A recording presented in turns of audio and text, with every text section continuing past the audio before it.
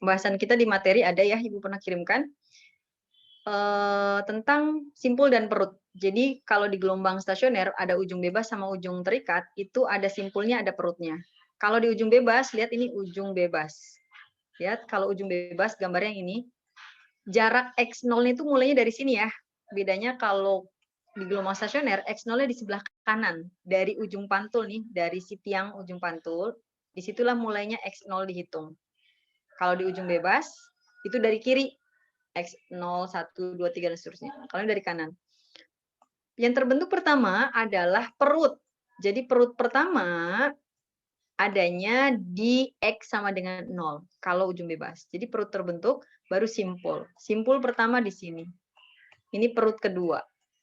Ya. Ini simpul kedua, dan seterusnya. Jadi ada perut, simpul, perut, simpul. Setiap simpul ke simpul atau perut ke perut yang berdekatan itu jaraknya setengah lambda. Karena kita tahu awalnya kan di gelombang berjalan itu begini ya. Gelombang berjalan itu terdiri dari satu puncak, satu lembah. Ini satu lambda. Ketika dijadikan stasioner ini nggak ngaruh ya. Tinggal oh begini. Berarti tetap ini satu lambda itu terdiri dari simpul, simpul, simpul. 3 simpul berurutan. Ini satu lambda. Kalau misalnya perut berarti perut, perut, perut. Nah, ada 3 perut berdekatan begini. Nah, ini adalah satu lambda. Gitu ya. Baik. Kita coba. Jadi kalian kalau misalnya nggak mau pakai rumus yang tadi, ribet Bu, saya pakai rumus Bu, boleh nggak saya nggak pakai rumus? Bisa. Kita pakai cara gambar. Gimana cara gambar? Nah, kita simak sekarang. Lihat sini. Kalau misalnya kalian mau pakai cara gambar, tetap ya harus tahu lambda. Kalau kalian mau pakai cara rumus, tetap harus tahu lambda. Jadi syaratnya harus dapatkan lambda dulu. Baik itu soal dalam bentuk persamaan, ataupun soalnya cerita, misalkan ada frekuensi, ada cepat rambat, berarti kalian bisa menentukan lambda. Nah, bagi yang misalnya sudah tahu lambda, maka kalian mau dengan cara gambar atau dengan cara rumus, insya Allah bisa menentukan simpul dan perut. Karena ini mudah sebetulnya. Simpul keberapa, perut keberapa. Bu, ini buat apa sih, Bu? Ini ngomongin simpul dan perut. Ini kepakainya pertama. Kalau buat yang suka seni, ini anak ITB jurusan seni ya. Dia ternyata masih belajar fisika. Karena apa? Ternyata di seni ada namanya oktav ya, di nada-nada gelombang di gitar ataupun di gelombang suara itu dia akan belajar oktav sekian, simpul sekian, harmoni sekian, dia akan pelajari konsep fisika di sini. Karena di sini nanti berkaitan dengan bagaimana sih kita menentukan berapa simpul, berapa perut kayak gitu. Nah, terus untuk kalau yang udah jelas berkaitan dengan gelombang-gelombang osilasi kayak gitu di alat-alat instrumen kesehatan itu ada ya. Nah, lanjut ya. Ini simpul dan perut. Kalau misalnya simpul dan perut ini kita dipertanyakan di soal, berapa sih jarak simpul ke simpul berdekatan misalnya? Simpul ke simpul. Atau perut ke perut berdekatan. Simpul ke simpul berdekatan, simpul ke simpul berdekatan, atau perut ke perut berdekatan itu sama dengan setengah lambda. Baik pada ujung bebas ataupun terikat sama. Ya. Soal ujung bebas atau berdekatan itu kan simpul ke simpul berdekatan atau jarak antar simpul. Kayak gitu. Itu jadi kalau misalkan simpul sekian dengan simpul kesekian, ya itu bisa dihitung. Yang penting kalian tahu lambda. Ini kalau mau pakai rumus, rumusnya kalian hafalkan salah satu aja. Kenapa? Karena ditukar nih. Kalau di simpul, di bebas, simpul sama perutnya kebalik sama punyanya ujung terikat. Ini ujung bebas yang sebelah sini. Ya. Ini ujung terikat.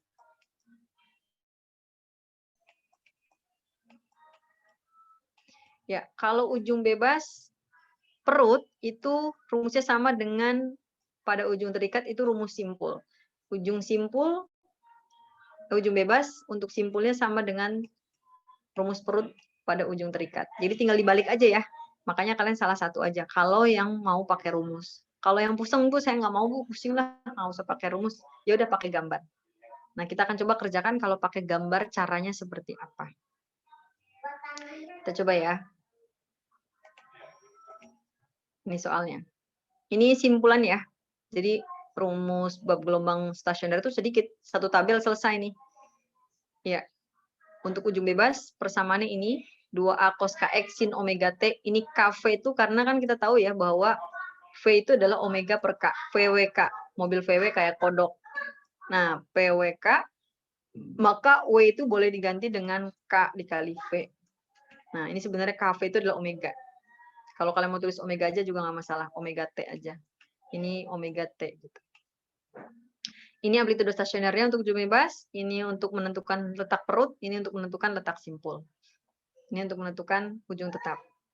Ingat, ini rumus ini kalau N-nya mulai dari 1. Untuk kalau N-nya mulai dari 0, jadinya beda. Ininya N ditambah, ini juga 2N-nya ditambah. Gitu. Itu bedanya, cuma itu aja. Kalau pakai rumus yang seperti Wildan. Ada pertanyaan dulu nggak? Lanjut. Adim bingung nggak, Adim? Enggak, Bu. Oke, sip. Kita coba latihan soalnya ya. Kita bahas ke latihan soal. Misalnya ada soal seperti ini. Ada sebuah gelombang stasioner, persamaannya adalah 0,2 cos 4Vx sin 5Vt. Coba. Anip, ini persamaan gelombang ujung bebas apa terikat? 0,2 cos 4Vx sin 5Vt. Nip. Nip. Nip. Ada nggak, Nip? Nip. Ujung bebas bukan, Bu? Iya. Kenapa ujung bebas? Ya, dari soalnya. Oke, dari persamaannya. Oke, dari Iya. sini lihat sin bebas sin. Omega T-nya nempel di sin. Betul banget. Ini ujung bebas. Jadi kalau yang pengennya pakai gambar, tinggal digambarkan. Oke ya. Pakai gambar set gitu. Nah, anggap ini ya. Jadi ini pertama kali kalau ujung bebas tuh yang di ujungnya adalah bentuknya perut. Dia melengkung ini, mangap ya, bentuknya mangap. Nah, ini perut, baru simpul. Nah, jadi ini ujung bebas. Kalau ditanya di soal tersebut, tentukan antara titik perut dan titik simpul yang berdekatan. Titik perut dan titik simpul. Ya udah, hitung aja nih. Perut ke simpul berdekatan itu adalah perut ke simpul berdekatan adalah 1/4 lambda. Sedangkan kalau simpul ke simpul berdekatan atau perut ke perut berdekatan itu adalah 1/2 lambda. Nah, udah ya, jadi diingat ya, simpul ke simpul berdekatan atau perut ke perut berdekatan adalah 1/2 lambda. Kalau perut ke simpul 1/4. Jadi caranya kita harus tahu lambda dulu. Dari mana sih lambda? Dari si K. Di soal ini K nempelnya sama X. Jadi ini KX. Oh, K-nya berarti 4V. Maka mencari lambda adalah 2V dibagi lambda. Ya enggak? Rumus K kan rumusnya apa sih? 2V per lambda ya? 2V per lambda. Kalau mau nyari lambda berarti 2V per K. Gitu. Maka dapatlah nih dari sini. Ada yang bingung nggak? Baik dari persamaan ataupun soalnya itu soal cerita, kalian tuh mau nggak mau kalau pengen bisa mengerjakan soal stasioner, simpul perut, itu harus cari lambda dulu. Kalau lambdanya udah dapat, aman. Ya. Jadi kalau lambdanya udah bisa, insya Allah bisa. Nah, setelah lambda dapat, baru deh ditanya, oh jarak simpul perut berdekatan itu adalah 1/4 lambda. Ini dia, 1/4 dikali 0,5. Jawabannya adalah ini. Bingung nggak sampai sini? Puyeng nggak sampai sini? Cuma begini nih, bisa ya? Oke. Ada yang mau nanya nggak?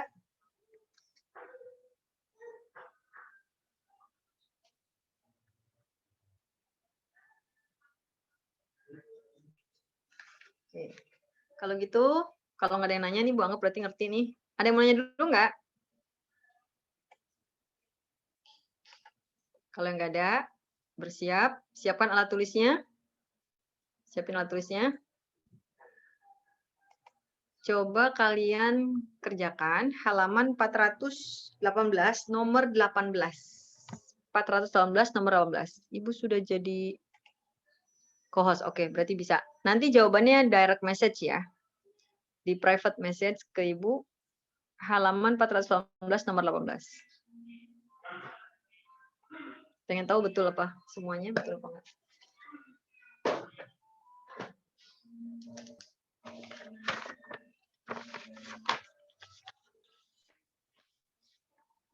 Bu, nomor berapa, Bu?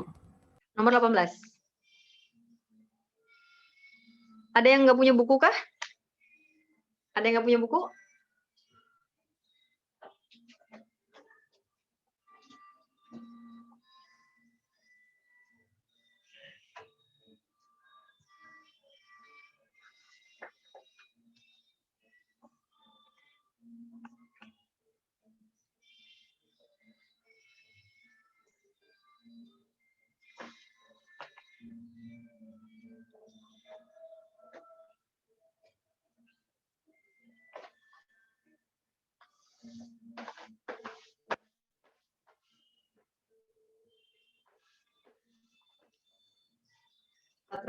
Nomor 18 ya.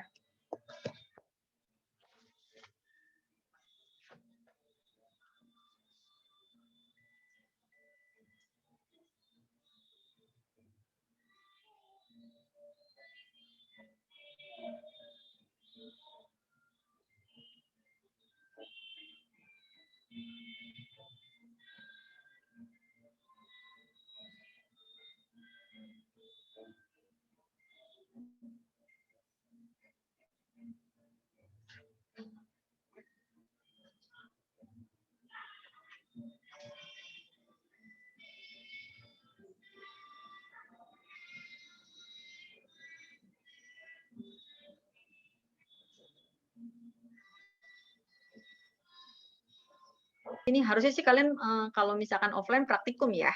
Karena memang ini ada alat prakteknya di lab. Nah, ini Bu demonstrasikan. Jadi, biasanya dia itu adalah dari tali, diikat ujungnya, kemudian di sini adalah sumber getar, ya. Ini tali, kemudian ujungnya nanti diikat, ada tiang di sini. Nah, ini sumber getarnya, frekuensinya, biasanya dari power supply, nanti ada pembangkit generator frekuensi namanya. Nah, ini pembangkit frekuensinya, digetarkan. Ini talinya berbeda-beda, beda tali berarti nanti kecepatan atau amplitudo yang dihasilkannya bisa beda. Tergantung benangnya yang dibuat apa, yang dibikin. Nah, coba kita lihat ya.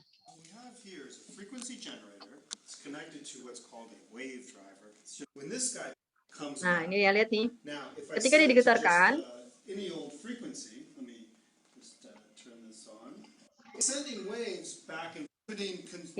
ini masih pelan, nanti kalau besar, semakin cepat, kecepatannya makin cepat, nah akan terlihat mulai terbentuk.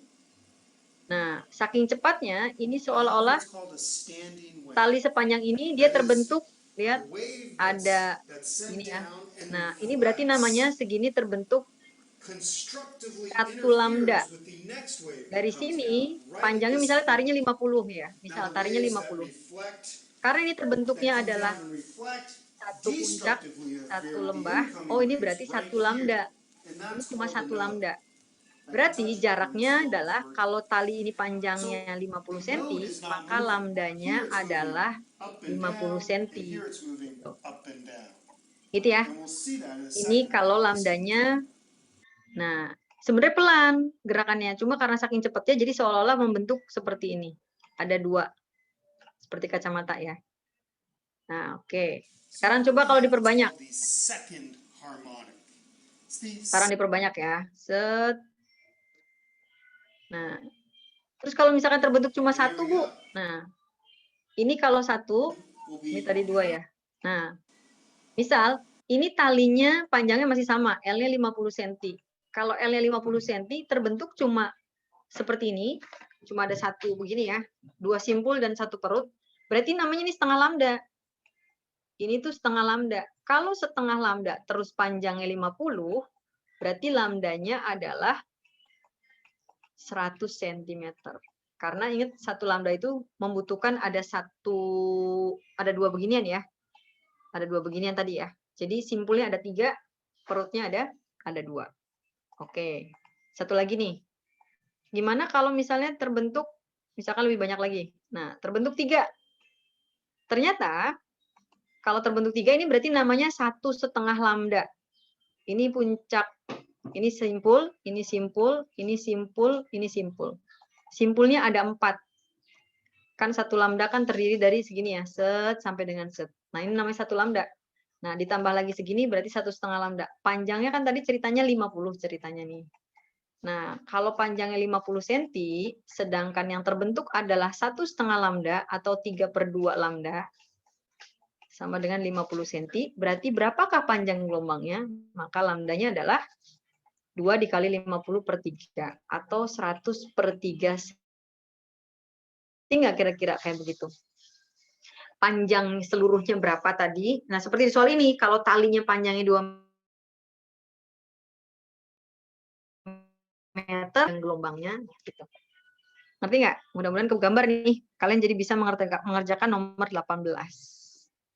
Ingat tadi, kalau ditanya letak simpul kesekian, caranya cari lambda dulu. Di nomor 18 juga itu cari dulu lambdanya. Dari informasi panjang itu, kemudian terbentuk berapa simpul, berapa perut. Ya, silakan dilanjutkan. Ini yang sudah mengirimkan chat sudah banyak. Ibu save dulu ya. Mudah-mudahan yang tadi jawabannya salah masih bisa diperbaiki, silakan.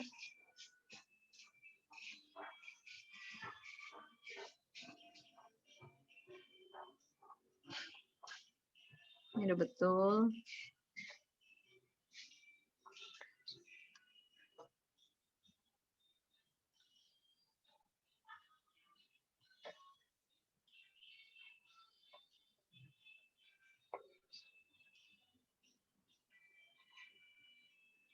Kali sama kayak yang tadi ya. Dia terbentuk ada berapa tadi? 5 simpul ya. Ada 5 simpul. 1, 2, 3, 4. Aduh, jelek banget. Ntar ulang lagi.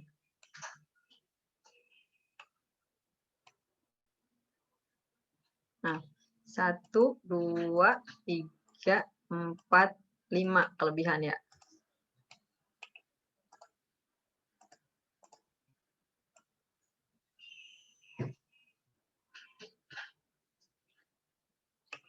Satu, 2, 3, 4, 5. Ya, sampai sini ya. Dari sini sampai sini.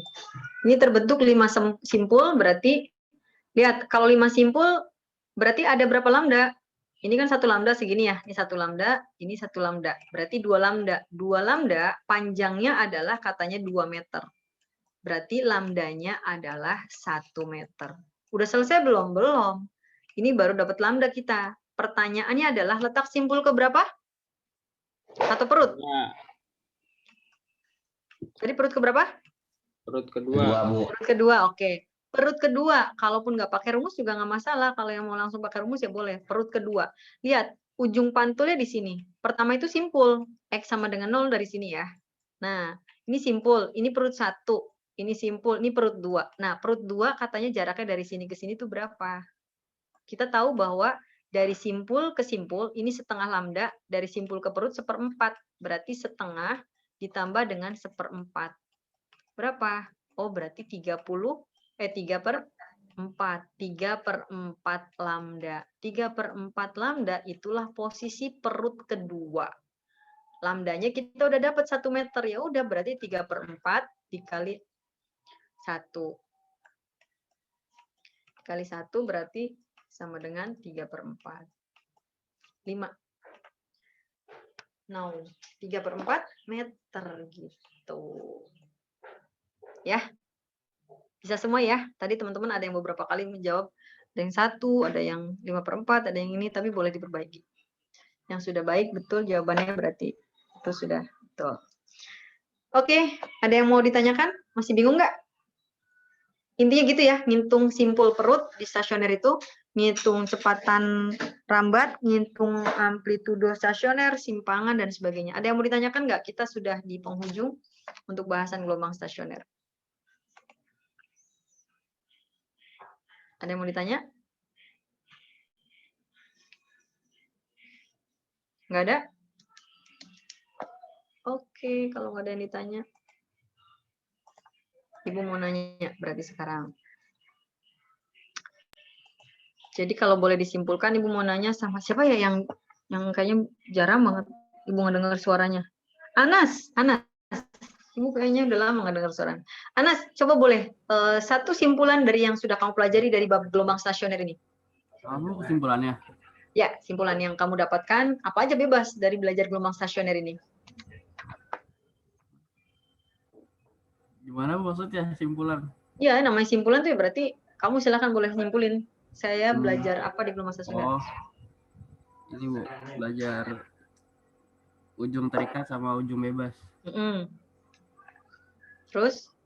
Yang kalau ujung terikat itu sin X, kalau bebas cos X. Cos X, cos KX maksudnya kali ya? Yang sudah cos KX, Bu. Cos KX atau sin KX, oke. Berarti kalian belajar persamaan dari gelombang stasioner ujung bebas dan terikat. Oke, sip, Anas. Ibu mau dengar suara bara?